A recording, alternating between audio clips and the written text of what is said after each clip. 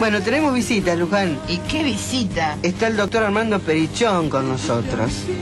Vamos a hablar de todo. De todo, pero principalmente de salud. Sí, y hablando de salud, doctor, hay algo que no le voy a perdonar. Que se haya ido del PAMI. No se lo voy a perdonar. Hay varios que no me lo perdonan. No, la verdad yo le voy a decir una cosa. A ver, yo no tengo ni una amistad con el doctor, es la primera vez que lo entrevisto, hemos hablado en otras oportunidades, pero honestamente, si lo considero una caricia para el alma, creo que ha sido el mejor delegado, ¿se dice? Sí, interventor en el caso. El mejor interventor que ha tenido el PAMI desde que yo tengo memoria.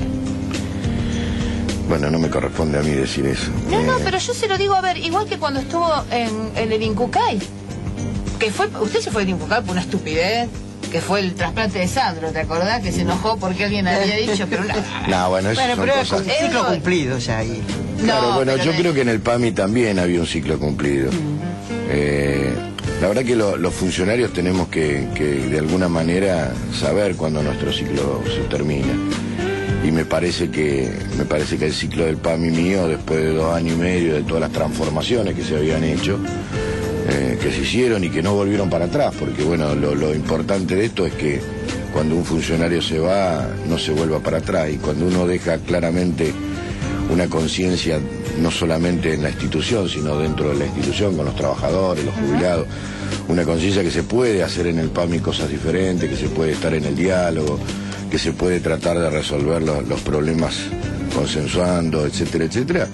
Bueno, se logra que eso no se vaya para atrás. De hecho, yo ya hace 2 o 3 meses que no estoy más en el PAMI, y el PAMI sigue funcionando bien, sin ningún problema, ¿no? Aparte, hace unos meses, y esto hay que decirlo, fue el único funcionario que renunció a su cargo para hacer campaña. Después yo no conozco otro, ¿eh? No he visto. Bueno, pero eso porque creo que debe ser así, más allá de que los demás funcionarios lo hagan o no lo hagan. No estoy diciendo que ellos tengan que ver, pero le quiero decir que a uno estas cuestiones hay que recalcar. Cuando yo hablo de ciclo terminado, justamente digo eso, ¿no?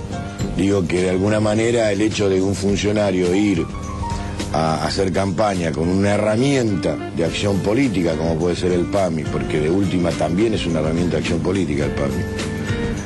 Política en el buen sentido de la palabra. Sí, obvio. Se hace muy complicado, ¿no? Entonces podía cobrar, digamos, en forma indirecta en los afiliados del PAMI alguna cuestión que tuviera que ver estrictamente con lo político, y no correspondía. Los jubilados no tienen política. Los jubilados lo que necesitamos que tengan es la mayor cantidad de beneficios posibles y garantizar su derecho. Una de las preocupaciones mías durante toda la gestión, que creo haberlo logrado en parte, seguramente falta todavía, ¿no? Que es el empoderamiento institucional por parte de los jubilados.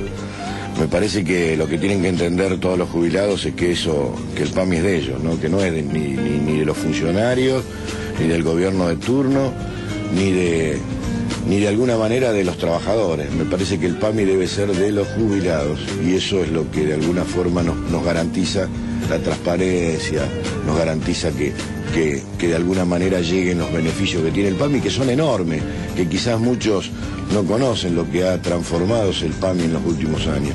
Así que me parece que corresponde que me fuera. Armando, este foro que ustedes van a comenzar el día lunes con lo tuyo y lo de Silvestre Benis, haciendo esta apertura, ¿es el primero que se hace con estas características?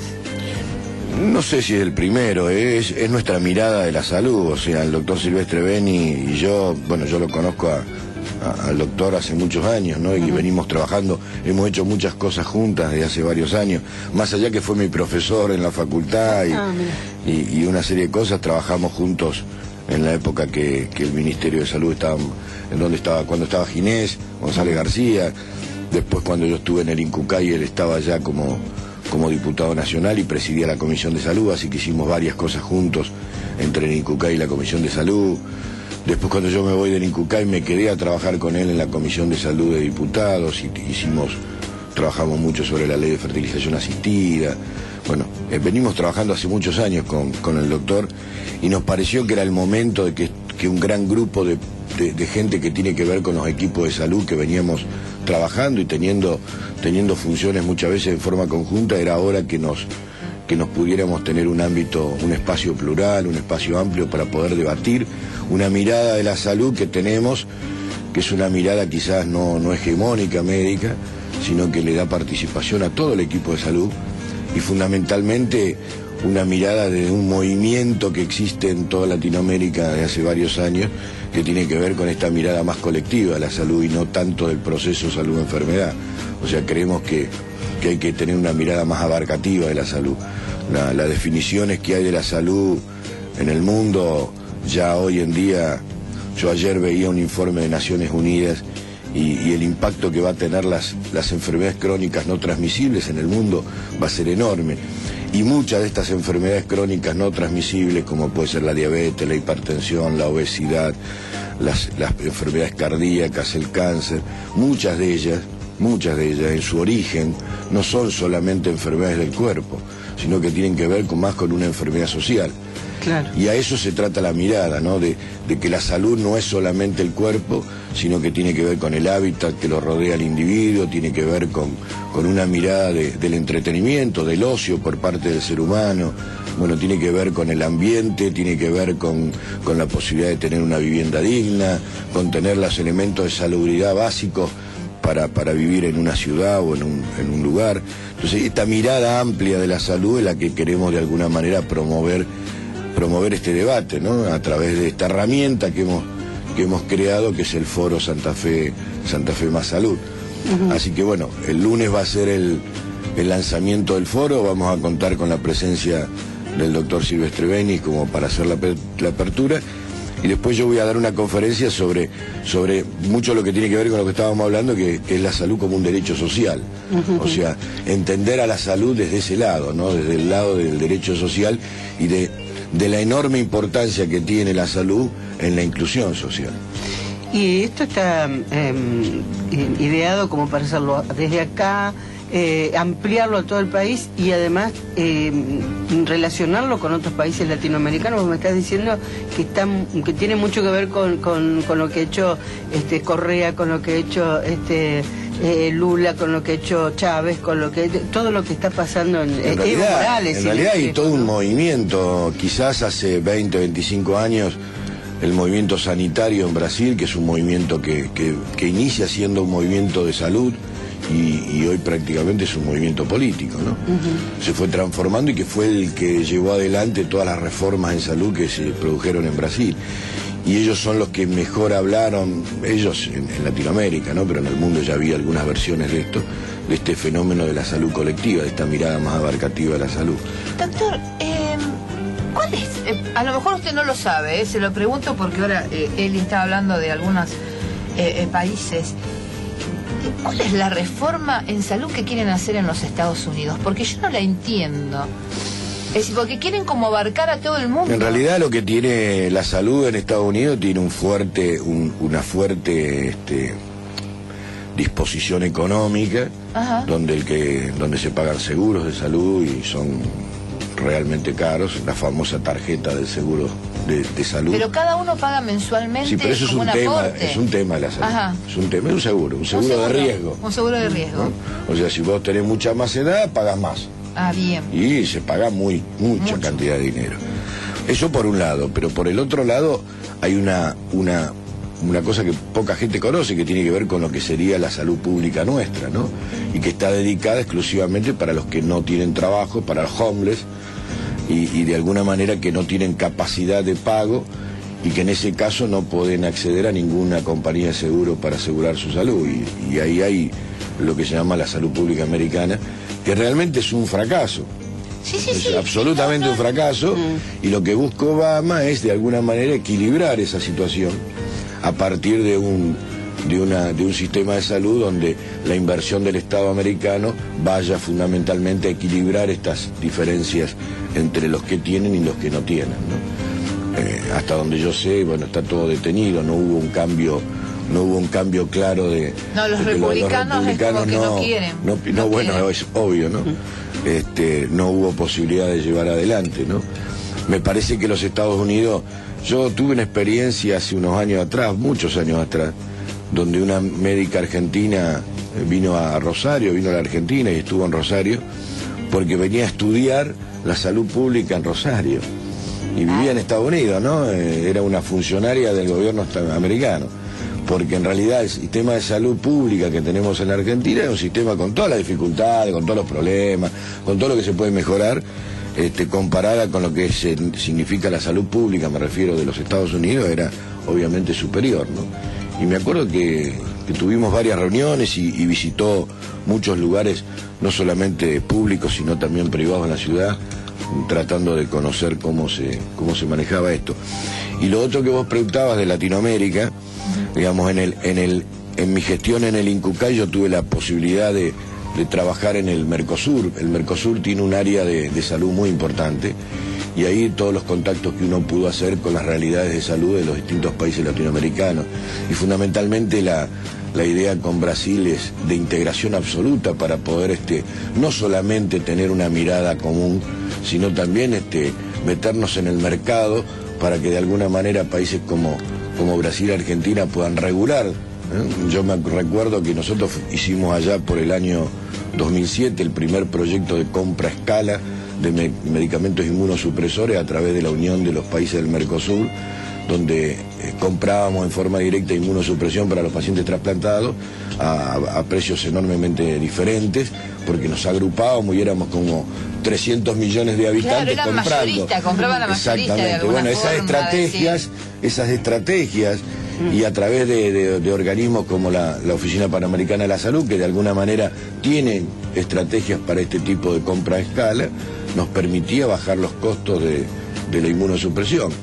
Me parece que tanto Brasil como Argentina en este momento tienen capacidad como para empezar a producir medicamentos en forma masiva, y seguramente una de las conjunciones que habrá que tener entre los dos países, y que ya hay algunas conversaciones, es la producción pública, ya no de medicamentos simples, sino de medicamentos que seguramente van perdiendo los royalties, que son las patentes internacionales que por ahí hacen que el costo sea mayor, y de alguna manera abaratar los costos, ¿no? Me parece que eso también sería una de las estrategias de desarrollo interesante en la región, ¿no? Yo creo que este cambio de paradigma que se está dando, aunque parezca remanida la palabra, ¿no? Me parece que no tenemos hoy otra como para hablar de esto. El cambio de paradigma se va a dar desde los países del sur, del cono sur de América, ¿no? Todo esto que nosotros estamos hablando, y con beneplácito mío, ¿no? A mí me parece esto una cosa sensacional, que se esté hablando de la salud desde otro lugar, ¿no? No decir, bueno, yo tengo una cobertura médica y a mí me pasa algo y voy a este médico, y a lo mejor el médico era el peor alumno de todo, no servía para nada, lo metieron en esa obra social. Y yo no me enteré nunca. Acá se trata de abarcar otra cosa, ¿no? Yo creo que tiene que ver con todo esto que empezamos a hablar de una medicina distinta, y todo esto hace que pensemos más en el hombre que en el bolsillo del hombre. Me parece que estamos hablando de esto, ¿no? Bueno, en el fondo es una pelea entre el mercado y una mirada diferente, ¿no? Claro. La verdad que yo creo que sí, seguramente Latinoamérica está dando un ejemplo, no solamente en el área de salud, ¿no? En el área hasta económica. Económica también, ¿no? Hoy estamos siendo reconocidos como países que hemos tomado decisiones que por ahí fueron en su momento poco entendidas por el resto del mundo, y hoy empiezan a ser conocidas como que, bueno, lo estamos viendo por los medios de comunicación todos los días, ¿no? O sea, yo tengo un montón de amigos médicos que están volviendo de los países europeos desesperados de vuelta a la Argentina, porque ellos vivieron muy bien en momentos que en la Argentina no se vivía muy bien, y hoy están pasando por situaciones complicadas, tanto en España como en Italia, como en otros países europeos, y bueno, están volviendo. De hecho, ha pasado ya y pasa todos los días. Claro, sí, se ve de gente ya grande, ¿no? Porque gente que se fue joven en su momento y que ahora se encuentra con que está como en un impasse Europa.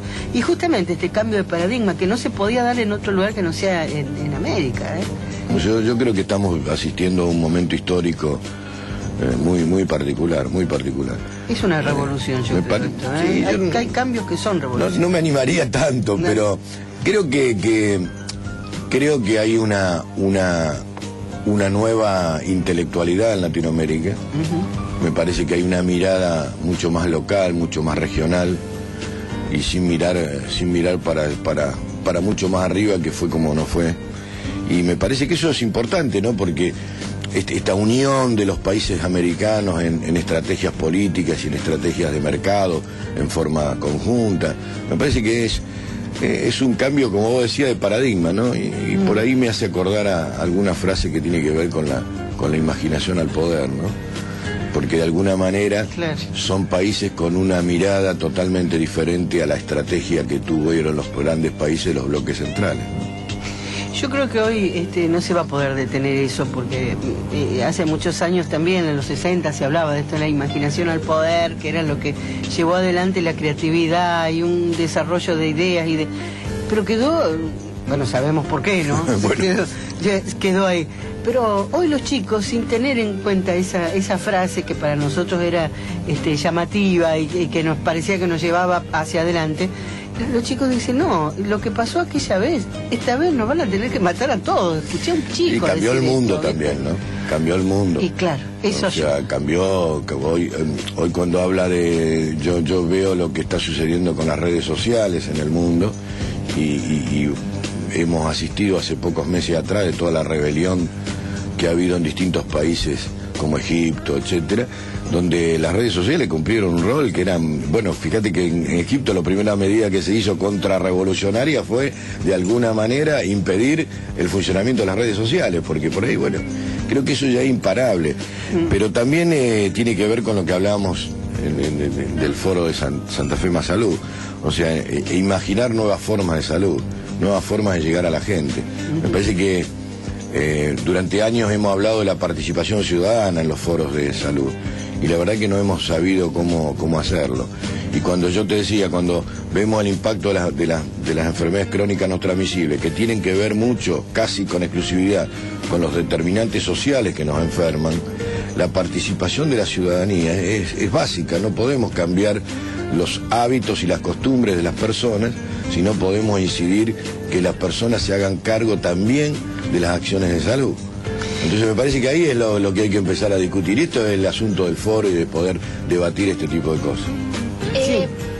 Siempre charlamos acá, ¿por qué la gente no tiene la cultura del hospital público? Esta es la pregunta. El porteño, todo el mundo va al hospital.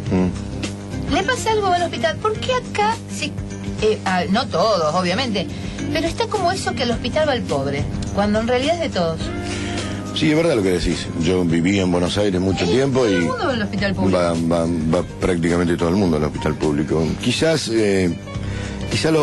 a ver, los que venimos de estar viviendo así por temporadas en Buenos Aires y después volviendo a Rosario, y aparte yo nací en Buenos Aires y viví hasta los 17 años en Buenos Aires. Quizás los perfiles de los hospitales del interior del país son diferentes a los de la capital federal. Siempre hubo esta disputa entre el hospital de la capital federal, con fondos económicos totalmente diferentes y con desarrollos estructurales diferentes, a los hospitales del interior de las provincias, que de alguna manera eran más hospitales más de trinchera, más de asistenciales, sin tanta alta complejidad, etcétera, etcétera.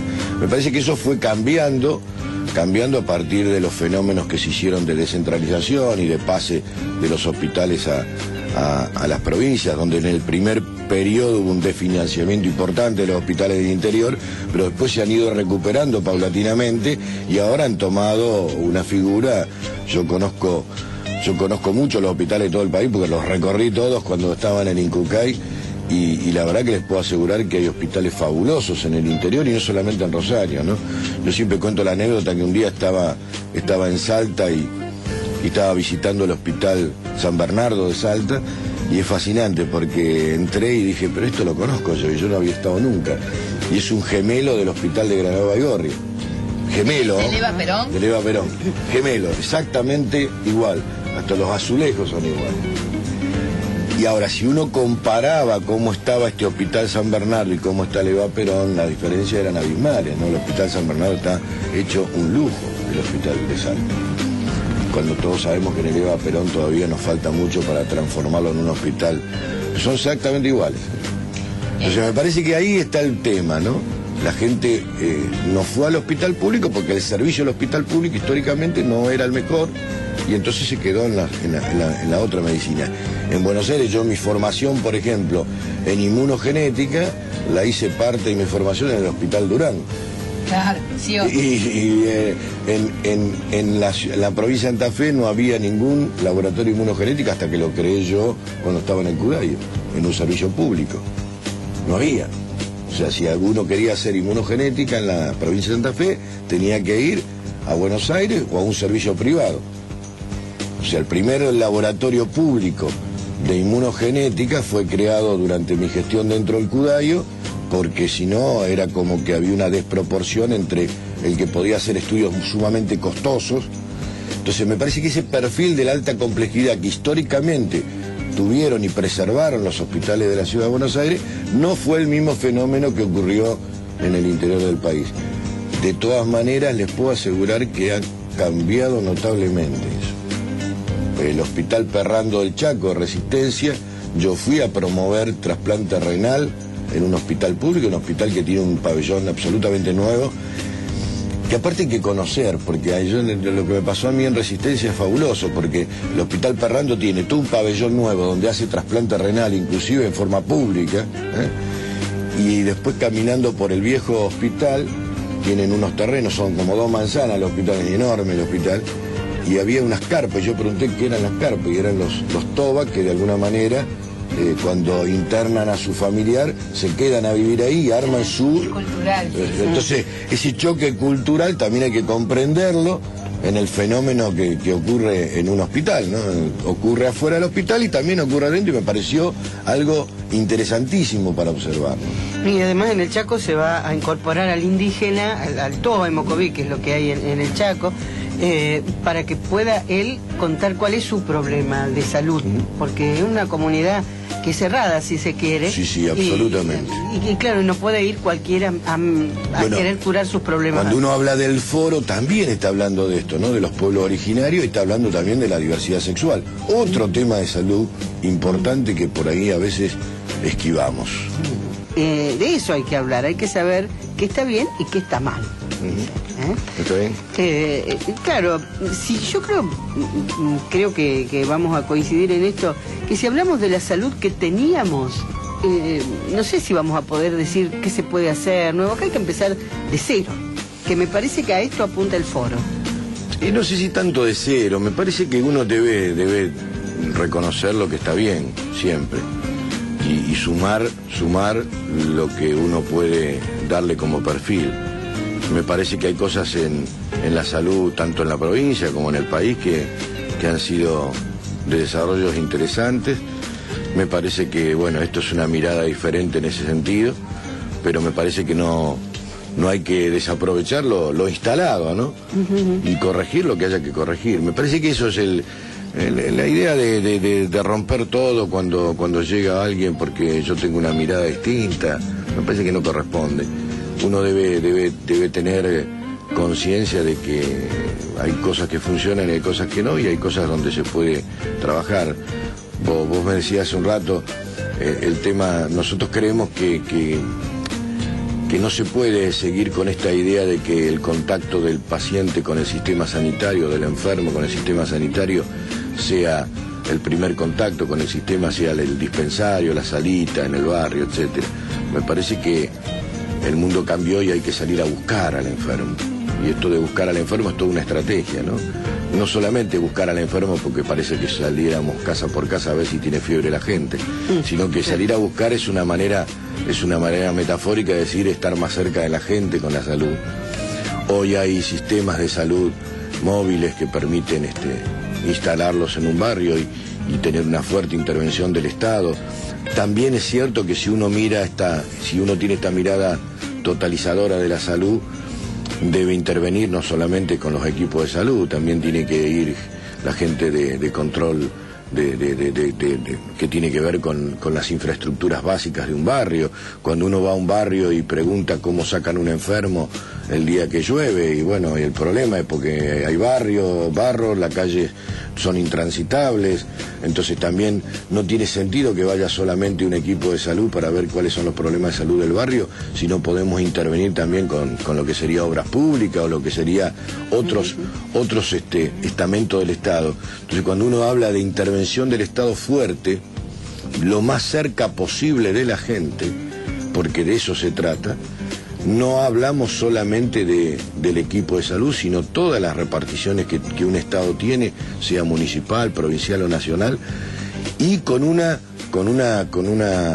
fuerte presencia territorial, porque si uno ve también lo que pasa en los barrios, muchas de las situaciones de enfermedades tiene que ver con el apoderamiento del territorio por parte de gente que no debería apoderarse del territorio. Estamos hablando de las bandas, del abuso de sustancias, o sea, de muchas cosas que se hacen dueños del territorio y que me parece que el Estado tiene que estar absolutamente presente.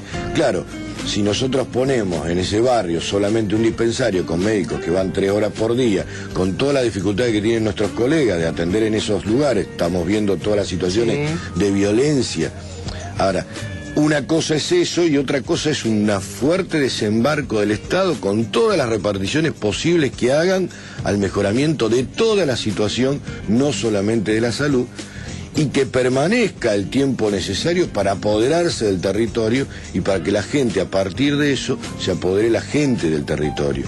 Y es una manera de competir con esto que está pasando hoy en día, ¿no? Cuando uno habla de salud pública, parecería que se fuera exclusivamente a la clase menos pudiente, porque hay una clase media que quedó después de la década de los 90 sin obra social, que se lo nota físicamente, ¿no? Que la gente está como que le faltan piezas dentales, como que se nota una falta de atención, ¿no? En ese aspecto, porque antes no necesitaba que nadie venga a buscarlo, sino cuando uno habla de salud no puede discriminar lo público de lo privado. Me parece que eso es otro error. Parece que los ministerios de salud solamente se deben encargar de la salud pública, y en realidad se deben encargar de la salud. Claro. Sea pública, o sea, no importa quién es el efector que me va a dar salud a mí. Nosotros tenemos un sistema... La verdad que tenemos un sistema complicado en la Argentina, creo que eso también es otro problema que tiene que ver con el enorme gasto. Bueno, la Argentina viene subiendo su porcentaje del Producto Bruto Interno con respecto a ponerlo en salud, pero también es cierto que por más que uno aumente, si sigue teniendo un sistema tan fragmentado, superpuesto, desarticulado como tenemos en los 3 grandes grupos o sectores o subsectores como el público, el privado y el de la seguridad social, me parece que ahí también tenemos que empezar a tomar medidas de articulación totalmente diferentes. No puede ser que no. Yo me acuerdo en la década finales del 70 cómo se peleaban los distintos sindicatos para tener un edificio más grande, y si los textiles tenían un sanatorio, los de la UOM le armaban un sanatorio al lado más grande porque competían entre ellos. Me parece que esas cosas en salud no deben ser. ¿Está bien que los sindicatos manejen el tema de la salud? Sí, yo creo que sí. Yo creo que está bien que estén a cargo de las obras sociales. Me parece que sí también debe tener fuertes regulaciones del Estado por parte del Estado. Ahí juega mucho el ANSAL cuando le da dinero para ya construir. No es el ANSAL, es la superintendencia. Bueno, pero es que yo me quedé de mi época. Y sí, estamos ahí, somos... O sea, hay 2 mecanismos, la superintendencia de servicios de salud, por un lado, y la administración de programas especiales, la famosa APE, que es la que de alguna manera recompensa las obras sociales más chicas para tratar de financiarlas, ¿no? Pero yo creo que el sistema de obras sociales, fundamentalmente obras sociales sindicales, ha cumplido un rol histórico en nuestro país, y no podemos dejar de mirarlos de la mejor manera posible, ¿no? Ahora, sí es cierto que tenemos que buscar mayor articulación. Doctor, el otro día, acá Eli nos comentaba en el diario una denuncia que había por el tema de un sepelio en el PAMI, ¿recordás? Sí. A ver, la Cochería Novara, sí. Una cosa muy rara. Perdón que lo vuelvo a traer al tema del PAMI, porque hay tanto para hablar con Perichón. sigue habiendo, o porque pareciera como que había un negocio detrás del tema del sepelio, como que en este caso Novara hubiera hablado con alguien de adentro y la pobre señora, sobre que había perdido al familiar, tenía que estar buscando plata para pagarle el sepelio. ¿Qué pasa con esto? Sí, saquemos al PAMI siempre, los que estamos en los hospitales de emergencia. Hablaban del PAMI, porque él era con el PAMI, era un jubilado. Sí, por pero, eso lo menciono. Siempre hemos escuchado en los hospitales el tema ese, ¿no? En los hospitales, cuando yo estaba en el Clemente Álvarez, pasaba exactamente lo mismo, el comentario de lo que se llama el caranchaje, ¿no? En la jerga médica de los hospitales. Eso lo sabemos que existe, me parece que en todo nivel. Bueno, digamos, nuestro país es complicado. Bueno, pero mire, pero la verdad es que los ojos del mundo en estos últimos meses a mí me parece bárbaro, están pero poniendo acá. Todavía nos falta mucho. Obvio. Nos falta mucho entender cuáles son los límites todavía. Digamos, a mí me parece bárbaro que X, en este caso las compañías de sepelios, hagan negocio, porque bueno, de última es un negocio. Es un negocio. Me parece extraordinario. Lo que me parece que no tenemos todavía cuáles son los límites de eso. El negocio tiene un límite. Esto de andar buscando deudos llorosos en los hospitales para ofrecer el servicio mortuorio, me parece que excede un límite. Sí. Entonces me parece que los argentinos todavía tenemos ese problema. Nos vamos del negro al gris, del negro al blanco con una velocidad extraordinaria. Bueno, lo mismo sucede con los abogados en el ECA. En el ECA con los juicios de mala praxis también ocurre lo mismo con los médicos. Y los juicios de accidentes de tránsito también ocurre lo mismo. Todos lo sabemos eso. Bueno, ¿cuándo empieza el foro? El próximo lunes, ¿a qué hora? ¿Dónde? El foro empieza es el lunes en la sede de SADOP, del Sindicato de los Docentes Particulares, en la calle Montevideo 1567. Empieza a las 19 horas con la apertura que va a hacer el doctor Silvestre Benis y después la charla sobre la salud como derecho. Que la gente está abierta, por favor, no entiendan esto como una charla médica, no serviría para nada si nos planteamos eso.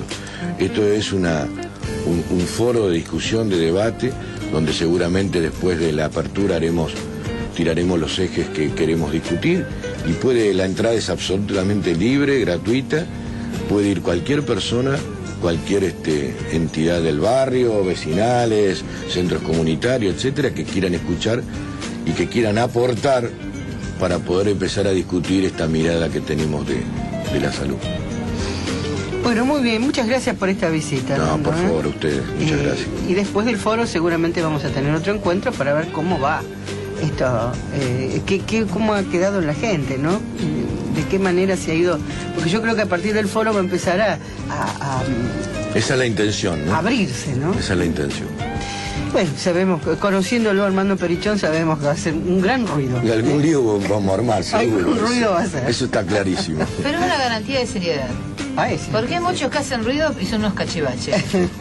No, ese como le dijo el otro día el doctor Wiener, ¿a quién era que le dijo cacatúa? A Perotti. Bueno, hay muchos que hablan y son unos cachivaches. Usted es una persona seria, doctor. Gracias. Yo confío en usted. Muchas gracias. Bueno, hasta la próxima. Gracias. Suerte, muchas gracias a todos. Hasta luego.